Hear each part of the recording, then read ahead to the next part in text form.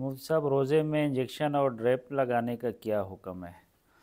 रोज़े में इंजेक्शन फिर दो किस्म की है, एक तो गोश्त में लगाया जाता है और एक रग में।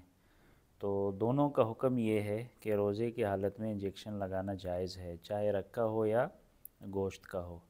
उसकी बुनियादी वजह यह है कि ये जो रोज़ा टूट जाता है उसके लिए ज़रूरी है कि कोई ग़िज़ा या दवा वो ऐसी जगह से मैदे तक पहुंच जाए कि जो वाक़तन ख़ुराक या दवा का रास्ता है, जैसे मुंह है, मुंह के ज़रिए से पहुंच जाए, या नाक के ज़रिए से जैसे इनहेलर में के ज़रिए दवा पहुंचाई जाती है, तो वो भी ख़ुराक की नाली में भी वो दवा चली जाती है।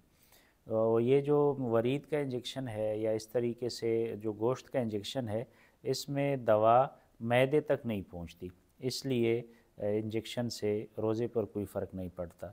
इसी तरीके से ड्रिप का भी यही हुक्म है कि चूँकि ड्रिप भी ये रग में ही वो लगाया जाता है, तो इससे भी रोज़ा नहीं टूटता, इससे रोज़े पर कोई फ़र्क नहीं पड़ता।